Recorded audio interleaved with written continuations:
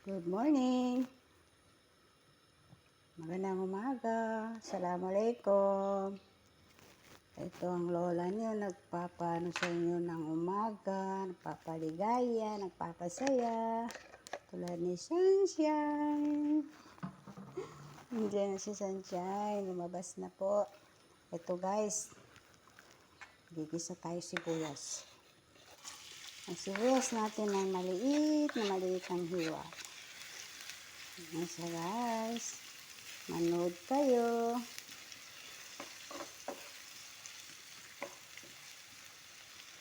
Bawang.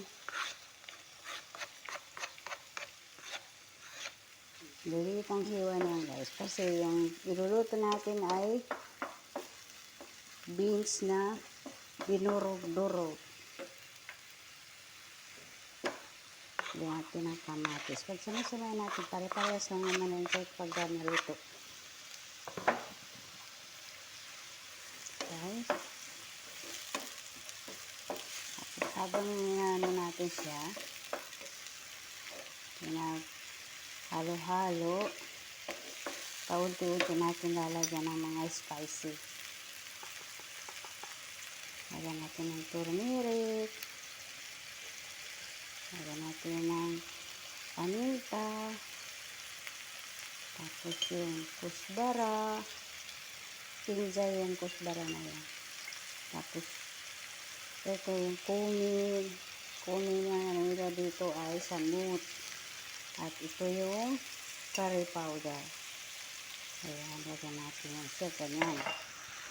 At syempre, lagyan pa natin yung siya ng magic cube. Halin na natin kasi makitunog.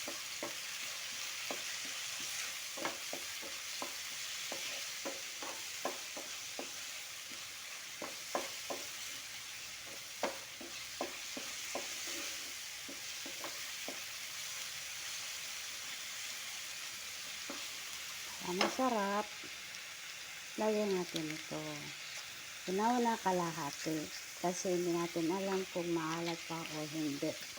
Maya pag hindi pa maalat, lagyan pa natin ang isa ng kalahati. Kasi dilata to ready to cook na to siya. Dinurog ko siya muna bago ko na siya ilalagay dito sa may kawali. Pabilisan trabaho kasi oras ay lumilipas. Kailangan natin nakagawa agad. Kaya meron pang ibang gagawin.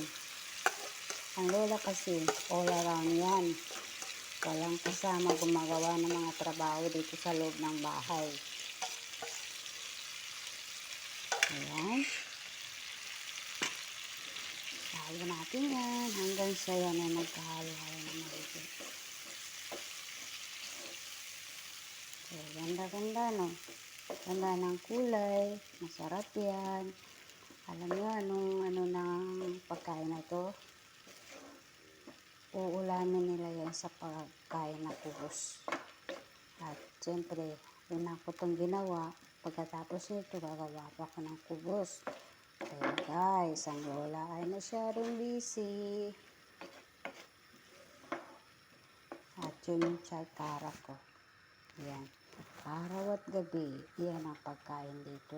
Yan ang iniinom dito. Yan, lagyan natin ng tubig para yung sibuyas, kamatis ay maluto ng todo-todo. Yung maayos ang pagkaluto, yung pagkakinagat mo ay hindi mo maririnig yung tunog. Yun ang gusto ng mga tao dito. At ngayon, ganun, lagyan natin ng tomato paste para maging makulay pula. Yan guys.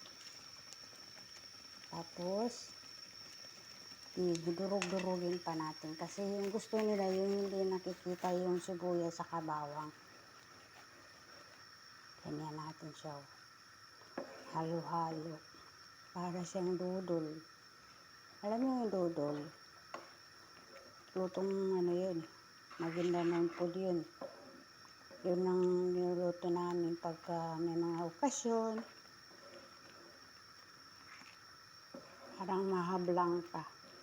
Pero mahirap gawin yun, matagalan. Ihari yun sa malagkit. At dahil para gusto natin mabilisan, na madurog yung mga sibuyas sa kabawang, gaganin-ganin natin yan. Guys, tapos tikman natin kung maalat.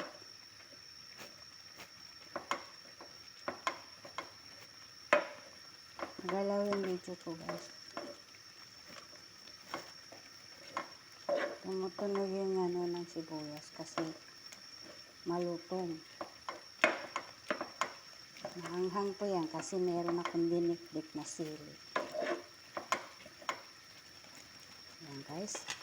Halo-haloin lang natin. Titikman-tikman para malaman natin kung tama ba yung alat.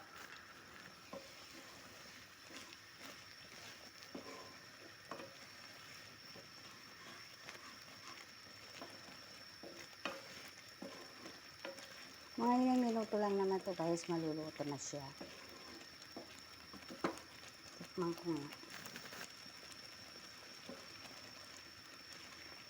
Tama na guys yung anghang niya, yung alat niya.